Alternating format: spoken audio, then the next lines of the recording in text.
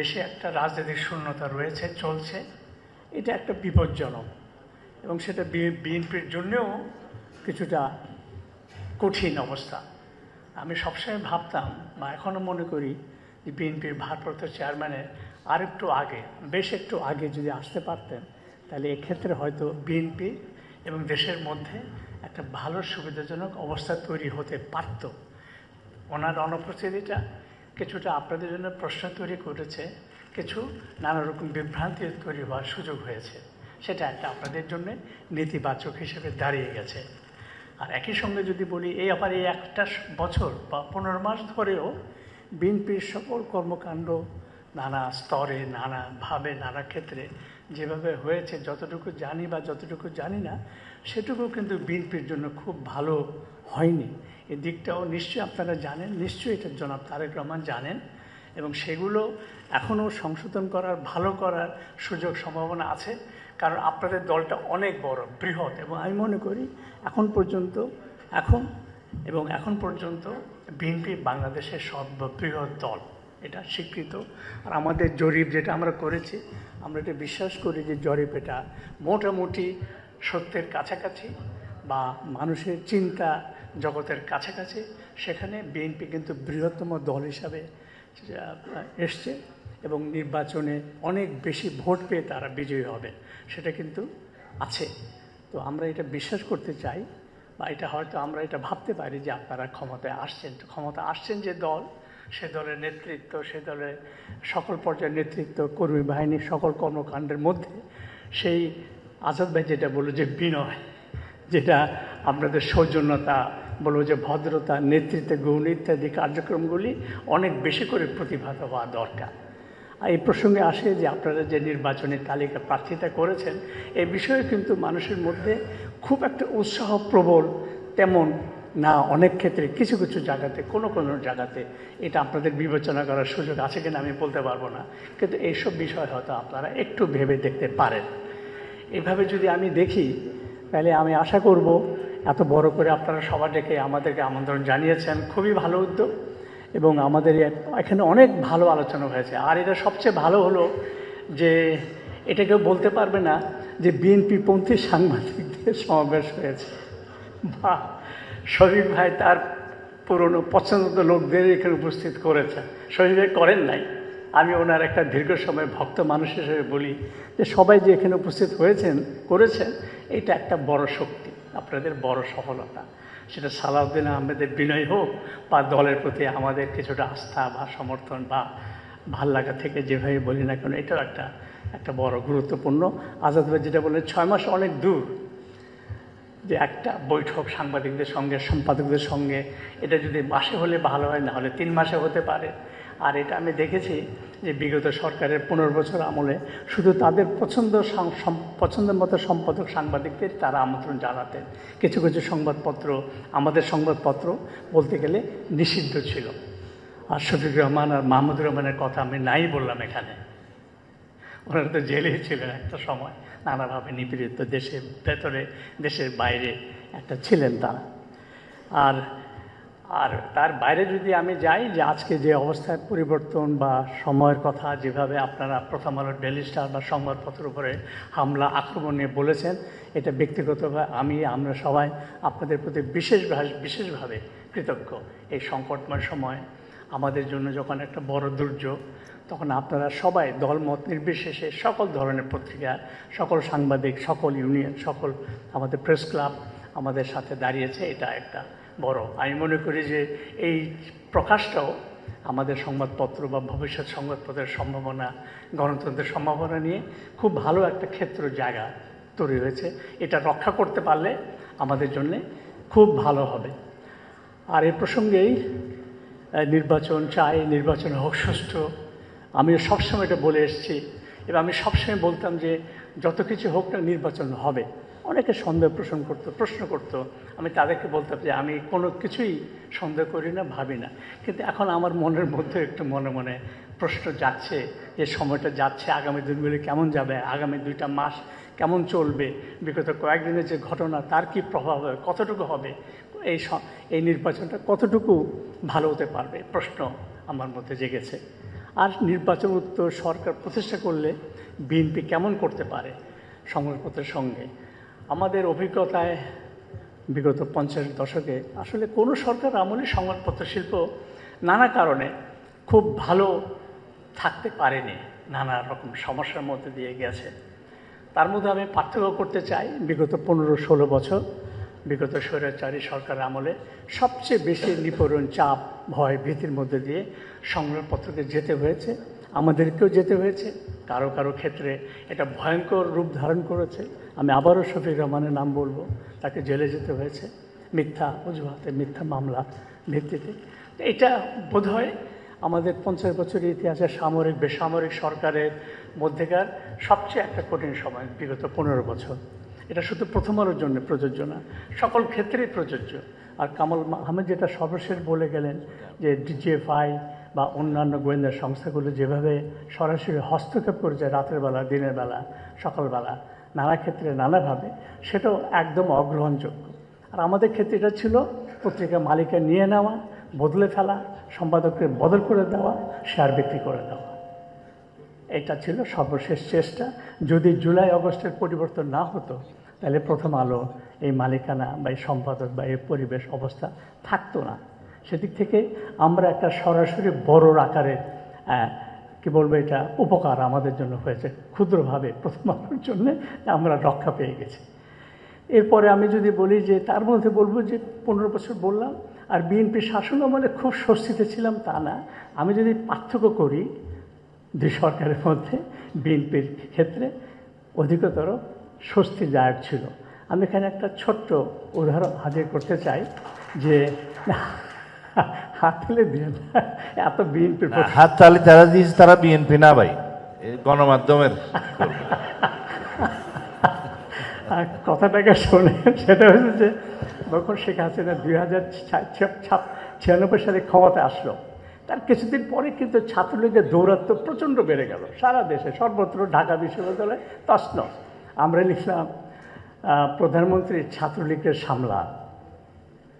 উনি প্রচণ্ড খেপে গেলেন, প্রকাশ্য জনসভায় গালমন্দ করলেন, কিন্তু ছাত্রলীগের দৌরাত্ম চলতেই থাকলো। পরে লিখলাম প্রধানমন্ত্রী শেখ হাসিনা ছাত্রলীগকে সামলাতে পারলেন না। শেষ বিএনপি জিতলেন নির্বাচনে 2001 সালে। মোটামুটি ওরকমই ঢাকা বিশ্ববিদ্যালয়ের সারা দেশে। আমি আবারও লিখলাম প্রধানমন্ত্রী খালেদা জিয়া ছাত্রদেরকে সামলা, এবং তিনি সামলানোর চেষ্টা করলেন। আমি এটা জানি, সরাসরি আমার সাথে কথা হয়েছিল স্বরাষ্ট্র প্রতিমন্ত্রী, প্রধানমন্ত্রীর বিশেষ সহকারী এবং জনাব তারেক রহমান। তারা আমাকে আশ্বস্ত করলেন সেদিনই রাতে যে আমরা ব্যবস্থা নিচ্ছি, মতি ভাই আপনি দেখেন। এবং সত্য, ঢাকা বিশ্ববিদ্যালয়ের ছাত্রদের নিষিদ্ধ হয়েছিল, আপনাদের মনে আছে? আছে, হ্যাঁ। এবং ছাত্রদলের সভাপতি তখন একজন সংসদ সদস্য নাসিরউদ্দিন পিন্টু গ্রেফতার হয়েছিলেন। এই পদক্ষেপ তিনি নিয়েছিলেন বিএনপি সরকার। যদিও পরে সেই অবস্থাটা থাকেনি, নানা কারণ থাকতে পারে। তো এটা একটা বড় পার্থক্য। আর এটা সত্য, 2001 সাল থেকে 2000 সরকারের মধ্যে বিএনপি কতগুলি বড় বড় ভুল করেছিল। এখন আমি মনে করি সেগুলি বড় ভুল ছিল, এবং এটা বারবার আমি এটা উল্লেখ করার চেষ্টা করি। এখনও নেতৃবৃন্দের সঙ্গে দেখা হলে সে কথা উল্লেখ করি আমি। সেগুলি নিয়ে আমরা কঠোরভাবে লেখালেখি করেছি। এখনও সেই লেখাগুলোকে আমি পক্ষেই থাকব যদি আমাকে আপনারা কেউ জিজ্ঞেস করেন। সেসব নিয়ে তৎকালীন প্রধানমন্ত্রী বেগম খালেদার সঙ্গে আমার খুব পরিষ্কার কথাবার্তা হয়েছে, তর্ক বিতর্ক হয়েছে, আবার হাসি মুখে ভালো কথা বলে চা খেয়ে আমরা ফিরে এসেছি। সে আলোচনায় তারেক রহমান উপস্থিত ছিলেন। সে বিষয়গুলি নিয়ে তৎকালীন অনেক মন্ত্রীর সাথে কথা হয়েছে। আমরা কিন্তু আমাদের সেই লেখাগুলো অব্যাহত রেখেছি। তাতে কোনো প্রকাশ্য আক্রমণ, জেলের ভয়, মামলা মোকদ্দমার ভয় বা এই ধরনের কোনো ঘটনা ঘটেনি, এটাও আমি নিশ্চিত করি। সেটাও বলবো যে নানা রকম সমালোচনা, তর্ক বিতর্কের মধ্যেও বিএনপির নেতৃত্বের মধ্যে ধৈর্য ছিল, তাদের সহ্য শক্তি ছিল, এবং তারা আমাদের প্রথম আলো পত্রিকার সমালোচনাগুলো তারা মেনে নিয়েছিলেন। সংশোধন করতে পেরেছিলেন কিনা, হয়েছিল কিনা, সেটা অনেক লম্বা আলোচনার বিষয়। তো যেটা আমরা আশা করি, যেটা অনেকে বলে গেলে, যে আমরাও আগামীতে ভবিষ্যতে যদি বিএনপি বিজয়ী ক্ষমতায় আসে, আমার ব্যক্তিগত অভিজ্ঞতা থেকে আমি এটা বলবো, বিএনপির কাছ থেকে আমরা আরও অধিকতর সহ্য শক্তি, আরও অধিকতরভাবে সমালোচনা সহ্য করা, গ্রহণ করা, মেনে নেওয়া মানে শোনা। বাকিটা তো নেতৃত্বে, দলের, সরকারের উপর নির্ভর করবে, তারা কতটুকু মানবেন না করবেন। তবে শুনবেন, জানবেন, এটা আমি নিশ্চিত আশা করি। কারণ এখনও আমাদের বিএনপি নেতৃত্বের মধ্যে যারা আছেন, মির্জা ফখরুল, সালাউদ্দিন আহমেদ এবং অন্যান্য অনেকেই, তাদের সাথে এখন আমাদের যেরকম সৌহার্দ্যপূর্ণ সম্পর্ক, বন্ধুত্বপূর্ণ সম্পর্ক, এটা অব্যাহত থাকবে আমি মনে করি। তবে আগামী দিনগুলো অনেক কঠিন। আগামী যে সরকার আসবেন তাদের জন্য সময়টা হবে আরও কঠিন। আমার মনে হয় বিগত 50 বছরের ইতিহাসের সবচেয়ে একটা কঠিনতম। এখনই অনেকে এই প্রশ্ন তোলেন, বিএনপি কি পারবে? এত জটিলতা, এত কঠিন, এত সমস্যা তৈরি হচ্ছে বিগত 50 বছরে, 20 বছরে, 16 বছরে। এটাকে বিএনপি নেতৃত্ব পারবে কি না? 3 বছর পারবে, 4 বছর পারবে, কে এমন কথা বলে 2 বছর পারবে। তাহলে কী হবে? তাহলে দেশের আরেকটা ভয়ঙ্কর বিপদের মুখে আমরা পড়ে যাব। আমরা ভয়ঙ্কর একটা যাত্রা হবে, যেখান থেকে আমাদের বের হওয়া কঠিন, যার লক্ষণ ইতিমধ্যে আমরা এখনই দেখতে পাচ্ছি। যে শক্তি উত্থান ঘটেছে, যে শক্তি প্রকাশ্যে যে ধরনের বক্তব্য তারা দিচ্ছেন, যে ধরনের কার্যক্রম তারা করছেন, এবং যে ধরনের কর্মকাণ্ড হয়েছে, যেভাবে সারা দেশে একটা মপতন্ত্র তৈরি হয়েছে, যুক্তি তর্কের বাইরে গিয়ে এবং কোনোরকম চিন্তা চেতনার বাইরে গিয়ে, এবং বাংলাদেশের যে ভিত্তিমূল, যার পক্ষে বিএনপি শক্তিশালী অবস্থান নিয়েছে, 71-এর মুক্তিযুদ্ধ এবং স্বাধীনতা এবং গণতন্ত্র এবং নির্বাচনের মধ্য দিয়ে ক্ষমতার পরিবর্তন, এটাই একমাত্র সমাধান সকল অনৈক্য, বিভেদ, বিরোধ, সংকট থেকে বের হয়ে আসা।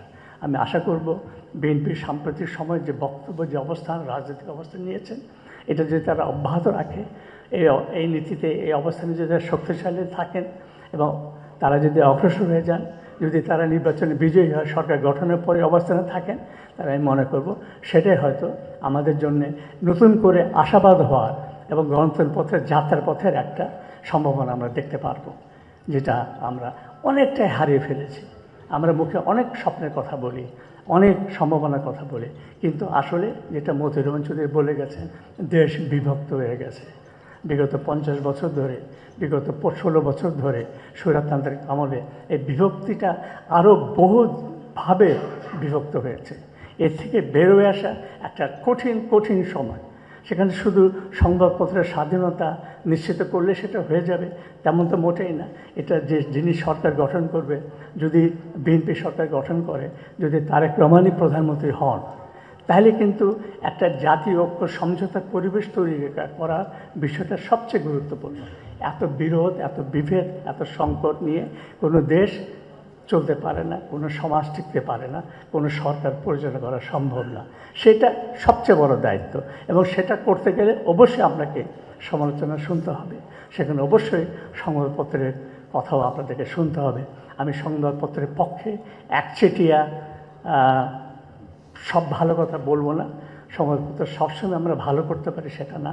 আমাদের মধ্যে বিভেদ আছে, বিরোধ আছে, সমস্যা আছে, এবং অনলাইন এবং ডিজিটাল এবং ফেসবুক এবং ইউটিউব ইত্যাদির মধ্যে দিয়ে সারা জগৎ, সারা দুনিয়াতে বাংলাদেশে একদম ছিন্ন ভিন্ন বিভক্ত হয়ে পড়েছে। একটা বিপজ্জনক অবস্থা তৈরি হয়ে গেছে। কোনটা বিশ্বাস করবো, কোনটা বিশ্বাস করবো না, নিজেরই বিভ্রান্ত হয়ে যায়। সে জায়গাতে আপনারা সরকার, আপনারা দল যদি সরকার করেন, আপনারা যদি দল, ইতিমধ্যে আপনারা কিন্তু বিরাট আক্রমণের মুখে। সেখানে বিএনপি একটু দুর্বল, বিএনপির প্রতিদ্বন্দ্বী দলগুলি কিন্তু একটু সবল, তারা অতি বিশেষ সক্রিয় এই সোশ্যাল মিডিয়াতে বা ডিজিটাল মিডিয়াতে। তারা কিন্তু আপনাদের চেয়ে বেশি সবল, শক্তিশালী। সেটাও কিন্তু আপনাদের জন্য একটা বড় চ্যালেঞ্জ। এআই একটা চ্যালেঞ্জ। আগামী নির্বাচনে সব কিছুর কিন্তু ব্যবহার হবে। তার প্রতিরোধ করা, তার থেকে নিজেকে রক্ষা করা, এটা একটা বড় চ্যালেঞ্জ। আশা করি আপনারা সেদিকে নজর রাখবেন, চেষ্টা করবেন, এবং সবাই মিলে আবার নতুন করে একটা দেশ, সময় পরিবর্তন, নতুন লক্ষ্যে যাত্রা এবং নতুন বাংলাদেশ গড়ার যে স্বপ্নের কথা বলি, খুবই কঠিন। আমি তেমনভাবে খুব আশাবাদী না, তাও আমি আশাবাদী হতে চাই যে আবার নতুন করে আমরা শুরু করি।